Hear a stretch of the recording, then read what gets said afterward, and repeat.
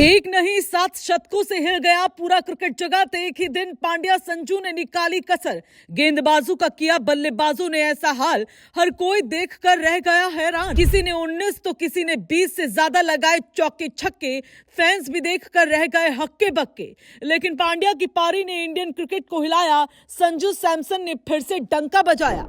तिलक वर्मा का भी आक्रामक अवतार, अक्षर पटेल ने 130 रन ठोककर मचा दिया हाहाकार।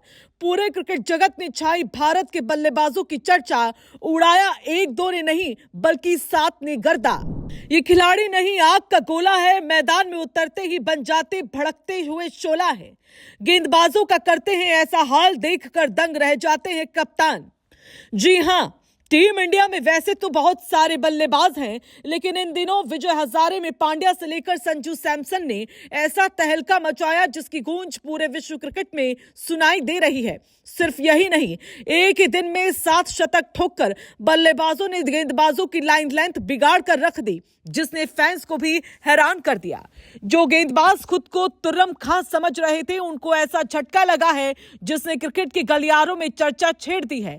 हालांकि जो काम हार्दिक पांड्या ने विजय हजारे ट्रॉफी में दिखाया है, उसे कोई कभी नहीं भूल पाएगा, क्योंकि राजकोट के निरंजन शाह स्टेडियम में जब उनकी टीम बड़ौदा संकट में थी, स्कोर बोर्ड पर डर बैठा था, तभी 7वें नंबर पर हार्दिक पांड्या उतरे और कुछ ही पलों में मैच का रंग बदल दिया।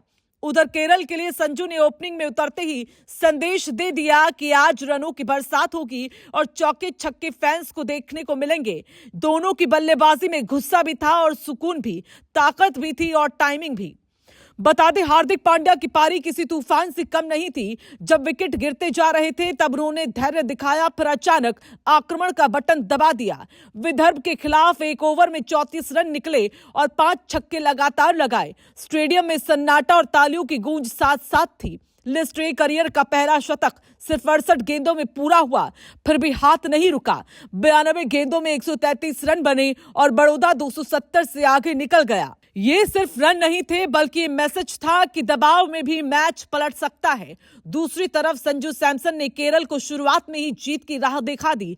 90 गेंदों में शतक पूरा हुआ और लक्ष्य 312 होते हुए भी पीछा आसान बन गया। झारखंड की गेंदबाजी टूटती गई और केरल की बल्लेबाजी उड़ान भरती गई। ये दिन हार्दिक और संजू के नाम रहा। सिर्फ ये दोनों ही नहीं, बल्कि तिलक वर्मा ने भी हैदराबाद के लिए कप्तानी पारी खेली और चंडीगढ़ के खिलाफ शतक जड़ा। जिम्मेदारी कंधों पर थी और बल्ला आग उगल रहा था। 118 गेंदों में 109 रन बनाकर उन्होंने टीम को मजबूत स्कोर तक पहुंचाया। कप्तान की तरह खेलना क्या होता है, ये पारी बता गई। वहीं गुजरात के लिए अक्षर पटेल ने चोट से वापसी करते हुए 130 रन ठोक दिए। 111 गेंदों की इस पारी में चौके छक्कों की बरसात हुई और आंध्रा के गेंदबाज रास्ता खोजते रह गए। भारत के ऑलराउंडर ने दिखाया कि फॉर्म लौटे तो कितना खतरनाक हो सकता है। दिन यही नहीं रुका, क्योंकि शतक की लाइन लगी थी। कर्नाटक के लिए देवदत्त पाटिकल ने त्रिपुरा के खिलाफ 108 रन बनाए और अपनी क्लास फिर साबित की। बंगाल के कप्तान अभिमन्यु ने असम के खिलाफ 102 रन की पारी खेली और नेतृत्व की जिम्मेदारी निभाई। केरल के कप्तान रोहन कुन्नुमल ने 78 गेंदों में 124 रन ठोके और संजू के साथ 212 रन की साझेदारी ने मैच वहीं खत्म कर दिया। एक ही दिन में 7 शतक और हर पारी अलग कहानी, अलग रंग में दिखी। किसी ने 19 तो किसी ने 20 से ज्यादा चौके छक्के जड़े और फैंस हक्के बक्के रह गए। इस महादिन की खूबी ये रही कि हर पारी में एंगल बदला हुआ था। कहीं संकट से निकलने की जिद थी तो कहीं लक्ष्य का पीछा करते हुए बेखौफ अंदाज था। किसी ने कप्तानी का भार उठाया, किसी ने वापसी का ऐलान किया। घरेलू टूर्नामेंट विजय हजारे ट्रॉफी ने फिर साबित कर दिया कि भारत की बैटिंग गहराई सिर्फ नाम नहीं, हकीकत है।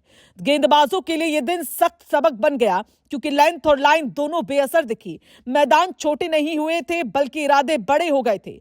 एक दिन 7 शतक और हर तरफ भारतीय बल्लेबाजों की चर्चा हो रही है। हार्दिक पांड्या की पारी ने इंडियन क्रिकेट को हिलाया, संजू सैमसन ने फिर से डंका बजाया और तिलक, अक्षर पडिक्कल, ईश्वरन सबने मिलकर गर्दा उड़ा दिया। इन खिलाड़ियों के लिए आपका क्या कुछ कहना है, कमेंट करके जरूर बताएं।